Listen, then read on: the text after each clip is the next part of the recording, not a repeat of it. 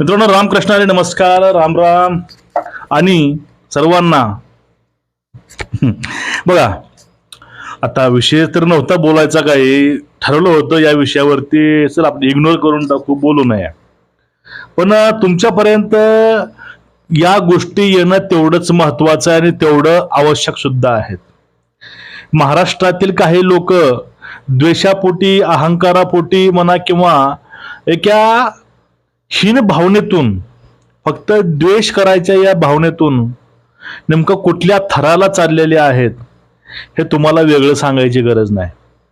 काही यांचे 50 पैसेवाले जे काही सपोर्टर आहेत, कमेंटवाले, यांची सुद्धा मित्रांनो अक्षरशः क्यू येते की सर्व समोर आहे, दिसतंय समोर, तरीही या लोकांची आपण बाजू घेतो, याची लाज वाटली पाहिजे आपल्याला. एक माणूस म्हणून, एक महाराष्ट्रीयन म्हणून आणि एक शिवरायांच्या महाराष्ट्रातील एक मराठी म्हणून खरंच या सर्वांचा निषेध करणं खूप महत्वाचं आहे आणि तेवढंच आवश्यक सुद्धा आहे. मित्रांनो, सर्वांना विनंती आहे, चॅनलला सबस्क्राईब करा, बेल आयकॉन दाबा, व्हिडिओ शेअर करा. राम राम.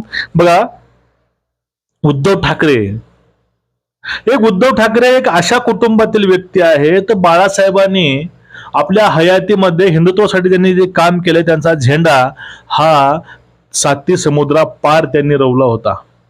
हिंदुत्व, महाराष्ट्रीयत्व किंवा जो का मराठी बाणा आहे, मराठी कणा आहे, हे बाळासाहेबांनी आपल्या वक्तव्यातून हे त्यांनी दाखवलेलं आहे. बाळासाहेबांचा हिंदू प्रेम हे जग जाहीर होतं, लपून छपून नव्हतं. ते बाबरी मस्जिद असो किंवा कुठलेही विषय असो, प्रत्येक वेळेस बाळासाहेबांची भूमिका ही कणखर राहायची आणि ठाम सुद्धा राहायची. पण बाळासाहेबांचे जे काही शिवसैनिक असतील, बाळासाहेबांच्या विचाराचे काही पाईक असतील किंवा ज्यांनी बाळासाहेबांना ऐकलंय ते लोक असतील, त्या लोकांना खरंच उद्धव ठाकरेंची क्यू येत असेल का, की त्यात द्वेष होत असेल? कारण आयुष्यभर ते हिंदुत्वाचे गोडवे गाणारे, हिंदुत्व खांद्यावरती वाहणारे लोक. आता पश्चिम बंगालमध्ये नेमकी हिंदूंची अवस्था काय होते? अहो, सोडून द्या, या लोकांनी तर महाराष्ट्राची वाट लावायचा प्रयत्न पुरेपूर केला होता.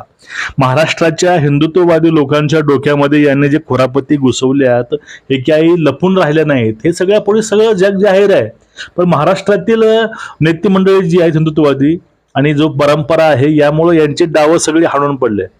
पण पश्चिम बंगाल याला अपवाद होतं. पश्चिम बंगालमध्ये आतापर्यंत जे तिथं नरसंहार झालेला आहे, हिंदू द्वेष ज्याप्रमाणे तिथं होता आणि ज्याप्रमाणे पश्चिम बंगालमध्ये संदेश खाली प्रकरण असेल, मुर्शिदाबाद प्रकरण असेल किंवा असे अनेक प्रकरणं आहेत. निवडणुकीच्या वेळेस या लोकांनी आतापर्यंत किती लोकांना यमसदनी पाठवलंय गणित नाही. मी असं का बोलतोय? कारण जे काही आर्मी पथकं आहेत, जी काही केंद्रीय सुरक्षा यंत्रणा आहे, या इलेक्शन मध्ये इन्व्हॉल्व्ह होत्या, म्हणजे त्या तिथे सुरक्षा करता. त्यांना माहिती आहे स्थानिक पोलीस यंत्रणा ही ममता बॅनर्जीनं आपल्या अंडर केलेली आहे. आपल्या मर्जीतील अधिकारी, आपल्या मर्जीतील फौज फाटा त्यांचा होता. अधिकारी असो, कुणी असो, सगळे ममताच्या मर्जीतील, ममता म्हणेल तेच ते ऐकणार. तिथली अशी अवस्था यांनी केली होती. मग त्यामुळं केंद्र सरकारने केंद्रीय तिथं सुरक्षा नेमली होती. त्यामुळे तिथं त्यावेळेसचा अनर्थ टळला. कुणाची तिथं हत्या झाली नाही, कुठला आळाची प्रकार घडला नाही. पण त्यानंतर ज्यावेळेस ही निवडणूक यंत्रणा पार झाली, मतमोजणी झाली, त्या ठिकाणी ममता बॅनर्जीला लोकांनी धोबी पछाड केलं. आतापर्यंत 3 टर्म राहणारी मुख्यमंत्री, तिला लोकांनी घरी बसवलं. ज्याप्रमाणे उद्धव ठाकरेंना लोकांनी घरी बसवलं, तसंच या ठिकाणी ममताला घरी बसवलं. आता ममताला घरी बसवलं, त्यानंतर बांगलादेश म्हणते तुम्ही पश्चिम बंगालला इकडे आमच्यामध्ये सामील करा. कुठं? बांगलादेशामध्ये. असंच नाही बोलत. आता संजय राऊत, उद्धव ठाकरे, ही आपली महाराष्ट्रामध्ये जी मंडळी आहे, ही मंडळी त्या ठिकाणी कशाविषयी बोलते माहितीये का? 92 लाख तिथले जे मतदान रद्द केलं त्याविषयी बोलते. पण ते 92 लाख मतदान हे भारतातील होतं का? नाही, ते सगळे बांगलादेशी रोहिंगे होते. त्यांची मतानं आतापर्यंत हे तिथं हंबाकंबा डंबाडंबा करत आलेली आहे आणि तिला आता घरी बसवले का? त्यांचे सख्खे सोयरे, ते नाट्य मंडळी पूर्ण हाणून लावली आहे. त्यांचे पूर्ण वोटर वोट म्हणून त्याचं कॅन्सल केलेलं आहे. त्यामुळं ममता घरी बसली आहे. आणि आता ममता बॅनर्जी ह्या निवडणुकीच्या पूर्वी उद्धव ठाकरे काय बोलले होते बघा. त्यावेळेस राहुल गांधी काय बोललं होतं की ममताच जबाबदार आहे, जर भाजप हे पश्चिम बंगालमध्ये आलं कारणीभूत हे ममता बॅनर्जी आहे. हे स्टेटमेंट राहुल गांधीचा आपण यावरती व्हिडिओ पाठिंबा केला होता. म्हणजे यामध्ये सगळ्यात चूक ही ममता बॅनर्जीची आहे. मग या ठिकाणी त्या निवडणुकापूर्वी हे आपले महाशय हिंदुत्ववादी पित्याच्या पोटाला आलेली गारगोटी काय म्हणते बघा. तिकडे बंगालमध्ये एकटी महिला ममता बॅनर्जी जी वाघिणीसारखी लढते, जिंकल्याच पाहिजेत त्या. ती महिला ममता बॅनर्जी जी वाघिणीसारखी लढते, जिंकल्याच पाहिजेत त्या. बघा त्या ठिकाणी ममता बॅनर्जी ही तिथं वाघिणीसारखी लढल्यात काय, तिथं जिंकल्याच पाहिजे असं कोण बोलतंय.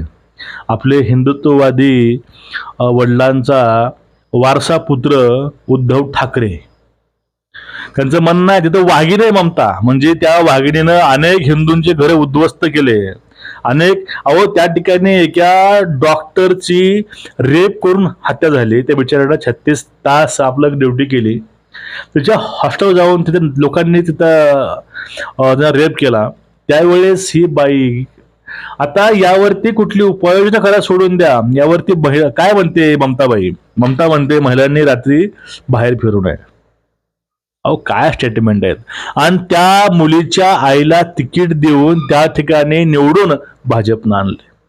त्या मुलीच्या आत्म्याला शांती हे तिथं भाजपनं दिलेली आहे. असे अनेक उदाहरण आहेत पश्चिम बंगालमधले. अहो ज्यावेळेस त्या मुर्शिदाबाद मध्ये जे काही प्रकरण घर जाळले गेले, लोकांना रस्त्यावरती आणलं गेलं, लोकांना तिथं हाणलं गेलं, तर महिलांना छळलं गेलं, त्या आरोपीला अद्याप अटक नाही. पण एक मुलगी काहीतरी बयान करते पुण्यामधून, त्या मुलीला अटक होते दिल्लीमध्ये जाऊन. त्या मुली मला नाव आठवत नाही.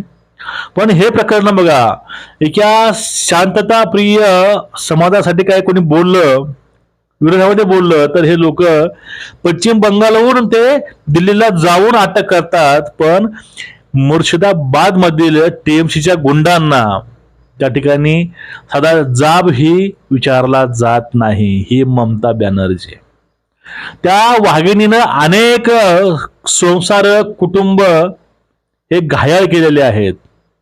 ह्या पिसाळलेल्या वाघिणीला शिकाऱ्यानं बरोबर जाळ्यात अडकवलंय. आणि ह्या असल्या दलिंदर लोकांना हे आपले हिंदू सम्राटांचे पोरं जर वाघीर म्हणत असतील तर तो यांच्या हिंदुत्वाला, आणि ह्यांचं असलं बेगडी आणि पाशवी हिंदुत्व आम्हाला नको आहे. यापेक्षा काहीनं बोलून तुम्ही जर शांत राहिला असता तर अजून चांगलं झालं असतं. पण तुम्ही जे बोललात त्यामुळे इथं ममता हरली आहे, पण इथं उघडे तुम्ही पडला. तुम्ही विसरू नका, तुमचं हिंदुत्व, तुमचा बेगडीपणा हा उघडा पडलाय. आता तर ममता थयाट करते त्या बाहेर, तर तिचा अपयशच मान्य नाही, त्याला तिची हार मान्य नाही. मी हारलेच नाही, मी जिंकले, आमचा विजय हा नैतिक आहे. नैतिक अनैतिक, तुम्ही हारला, तुम्ही घरी बसलात. लोकांचा तो कौल आहे, लोकांनी तो दाखवलाय, लोकांनी तो रस्त्यावर दाखवलेला आहे. आसनसोल मधील जे काही दुर्गा मंदिर आहे ते मंदिर 15 वर्षापासून बंद होतं. ज्यावेळी ते ममता आली ते मंदिर बंद झालं. ते मंदिर आता उघडलंय. असे अनेक प्रकरण आहेत पश्चिम बंगालचे. त्या सगळ्या गोष्टीमध्ये ते लोक सध्या खुश आहेत. तर त्यांना वाटतंय की आपण आता ह्या हुकुमशाहीतून बाहेर पडलो.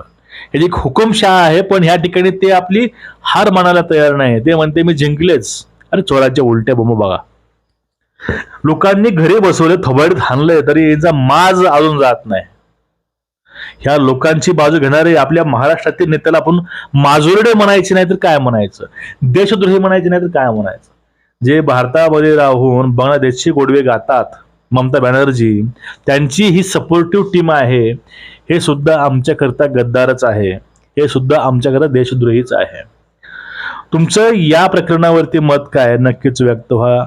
आणि जे काही उद्धव ठाकरे पाठीमागे बोलले होते, आता त्यांच्या पक्षाची भूमिका जी आहे ही तीच आहे. ते आताही ममताच्या सपोर्ट मध्ये आहे. त्यांनी ममताला फोन केलाय असं राऊतांनी बोललं होतं. मग ह्या लोकांना यांचं हिंदुत्व, यांचं देशप्रेम, यांचं लोकशाही किंवा यांचं संविधान काय तुम्हाला वेगळं सांगायची गरज नाही. सगळे सुज्ञ हा सगळ्याला समजतंय. फक्त डोळे बंद करून फक्त विचार करा, आपण ज्या संजयची बाजू घेतोय तो किती षडयंत्रकारी आहे तुम्हाला समजून जाईल. तुमचं मत नक्कीच व्यक्त व्हा. व्हिडिओ शेअर करा. रामकृष्ण हरी.